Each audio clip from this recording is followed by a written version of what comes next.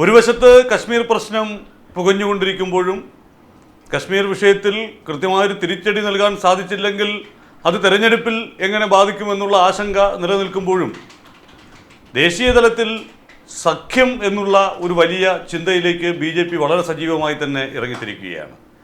ആരെ കിട്ടിയാലും വേണ്ടില്ല, അവരെയൊക്കെ കൂടെ കൂട്ടണം എന്നുള്ള നിലയിലേക്കാണ് ബി എത്തുന്നത്. കാരണം കഴിഞ്ഞ തവണ ഒറ്റയ്ക്ക് ഭൂരിപക്ഷത്തിലേക്ക് ബി വരാനുള്ള സാഹചര്യങ്ങളുണ്ടായിരുന്നു. ബി അനുകൂലമായിട്ടുള്ളൊരു വികാരം, മോദിക്ക് അനുകൂലമായിട്ടുള്ളൊരു വികാരം ഉണ്ടായിരുന്നുവെങ്കിൽ 5 വർഷം പിന്നിടുമ്പോൾ മറ്റൊരു തെരഞ്ഞെടുപ്പിനെ ഇന്ത്യ നേരിടുമ്പോൾ മോദി എന്നുള്ള ഫാക്ടർ ഇല്ലാതായിരിക്കുകയാണ്. അതായത് മോദി എന്ന ഒറ്റ നേതാവ് എന്ന നിലയിൽ നിന്നിരുന്ന ഒരു രാഷ്ട്രീയ സാഹചര്യത്തിൽ നിന്ന് മോദിക്ക് ഒപ്പം തന്നെ നിൽക്കുന്ന നേതാക്കന്മാരുടെ നിര പല കോണുകളിൽ നിന്ന് ഉയർന്നു വരുന്ന പശ്ചാത്തലം ഇന്നിപ്പോൾ രാജ്യത്തുണ്ട്. രാഹുൽ ഗാന്ധി മോദിക്ക് ബദലാണ് എന്ന നിലയിലേക്ക് ഉയർന്നു കഴിഞ്ഞു. ഈ ജനകീയ സർവേകളിലെല്ലാം മോദിയുടെ ജനപ്രീതി ഇടിഞ്ഞു വരുന്നതും രാഹുൽ ഗാന്ധിയുടെ ജനപ്രീതി ഉയർന്നു വരുന്നതും നമുക്ക് കാണാൻ സാധിക്കുന്നുണ്ട്. ഇപ്പോഴും മോദി ഒരു ചെറിയ ശതമാനത്തിന് മുകളിൽ നിൽക്കുന്നുണ്ട് എങ്കിൽ പോലും ആ വ്യത്യാസം നേർത്തു വരികയാണ്. ഓരോ സർവേ വരുമ്പോഴും ആ വ്യത്യാസം നേർത്തു വരികയാണ് എന്നതാണ് യാഥാർത്ഥ്യം. ഒപ്പം ഈ ഹിന്ദി ഹൃദയഭൂമിയിൽ നടന്ന നിയമസഭാ തെരഞ്ഞെടുപ്പുകളിലേറ്റ വലിയ പരാജയം ബി സംബന്ധിച്ചിടത്തോളം ഒരു വലിയ പുനർവിചിന്തനത്തിനുള്ള അവസരമായി മാറുകയാണ്. ജനപ്രിയ പരിപാടികളൊക്കെ ബജറ്റിൽ കൂടി പ്രഖ്യാപിച്ചു എങ്കിൽ പോലും ഈ 4.5 വർഷക്കാലം കൊണ്ട് സാധിക്കാത്ത കാര്യങ്ങൾ ഈ ചുരുങ്ങിയ ദിവസങ്ങൾ കൊണ്ട് അത്ഭുതം കാട്ടാൻ സാധിക്കുമോ എന്നുള്ള ചോദ്യം ബി കേന്ദ്രങ്ങളിൽ വളരെ സജീവമായുണ്ട്. അതുകൊണ്ട് തന്നെയാണ് നാഴികയ്ക്ക് 40 വട്ടം തെറി വിളിച്ചുകൊണ്ടിരിക്കുന്ന ശിവസേനയെ ഒരു സീറ്റ് അധികം കൊടുത്ത് കൂടെ നിർത്താൻ അമിത്ഷാ തയ്യാറായത് എന്ന് നാം ഓർക്കണം. ജനതാദൾ യുണൈറ്റഡുമായി എന്താണ് ബീഹാറിൽ സംഭവിച്ചത്?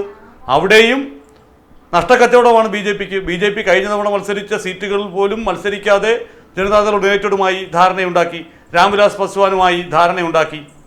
അപ്പോൾ ഘടകകക്ഷികളെ എങ്ങനെയെങ്കിലും മാക്സിമം കൂടെ നിർത്തുക. ഹിന്ദി ഹൃദയഭൂമിയിൽ ഘടകകക്ഷികൾക്ക് സ്വാധീനമുള്ള മേഖലകളിൽ ഏതെങ്കിലും തരത്തിൽ അവരെയൊക്കെ കൂടെ നിർത്തുക. ഉത്തർപ്രദേശിൽ ഇപ്പോൾ അപ്നാദൾ അടക്കമുള്ളവർ ഇടഞ്ഞു നിൽക്കുകയാണ്.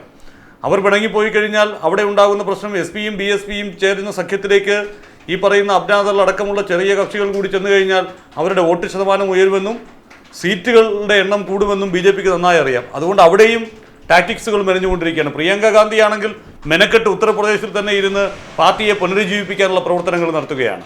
രണ്ടിനപ്പുറത്തേക്ക് എന്ത് കിട്ടിയാലും അത് പ്ലസ് പോയിന്റ് എന്ന നിലയിൽ കോൺഗ്രസും ചിന്തിക്കുമ്പോൾ ബി സംബന്ധിച്ചിടത്തോളം ആശങ്കകൾ കൂടുകയാണ് ചെയ്യുന്നത്. ഇപ്പോൾ എന്തായാലും ഈ ഹിന്ദി മേഖലയിൽ ഈ പറഞ്ഞ അധികം ആളുകളെ ഇനി കൂടെ കൂട്ടാൻ സാധിക്കുകയില്ല.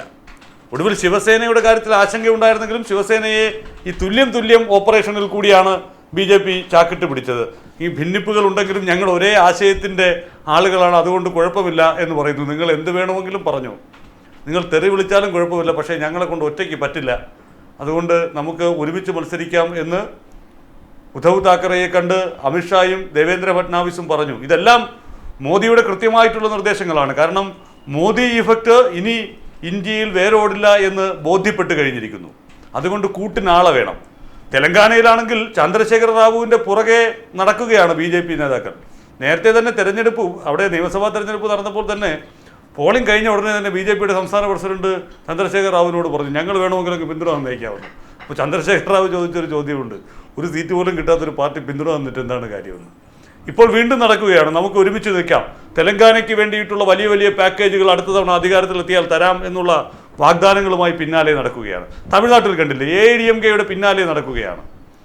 അതായത് ബി എങ്ങനെയെങ്കിലും കിട്ടാവുന്ന സീറ്റുകൾ പരമാവധി ഉറപ്പിച്ചെടുക്കുക, ആരെ കൂട്ടുപിടിച്ചിട്ടായാലും അത് നേടുക, എന്തു ചെയ്തിട്ടായാലും അത് നേടുക. അതായത് കോൺഫിഡൻസ് നഷ്ടപ്പെട്ട ഒരു മുന്നണിയുടെ പരക്കം പാച്ചിൽ നമുക്ക് വളരെ കൃത്യമായി കാണാൻ സാധിക്കുന്നുണ്ട്. ഞാൻ വലുത് എന്ന് ചിന്തിച്ചിരുന്ന ഇടത്ത് നിന്ന് ഇനി നമ്മളെല്ലാവരും വലുത് എന്ന് ചിന്തിക്കുന്ന തരത്തിലേക്കാണ് ഇപ്പോൾ ബി പോക്ക് എന്നതാണ് ഒരു യാഥാർത്ഥ്യം. അതായത് നേരത്തെ വാജ്പേയി ഉണ്ടായിരുന്ന സമയത്ത് ഈ ഘടകകക്ഷികൾക്ക് ബി ഉണ്ടായിരുന്ന ഒരു വലിയ അടുപ്പമുണ്ടായിരുന്നു. ആ അടുപ്പം മോദിയുടെ താൻ പോരിമ, അമിത്ഷായുടെ താൻ പോരിമ കൊണ്ട് ഇല്ലാതായിപ്പോയി. അത് തിരികെ പിടിക്കുന്നതിനുള്ള ശ്രമങ്ങൾ വളരെ സജീവമായി ബി ആരംഭിച്ചിരിക്കുന്നു. അതിന് RSS വളരെ കൃത്യമായ നിർദ്ദേശങ്ങൾ നൽകുന്നുമുണ്ട്.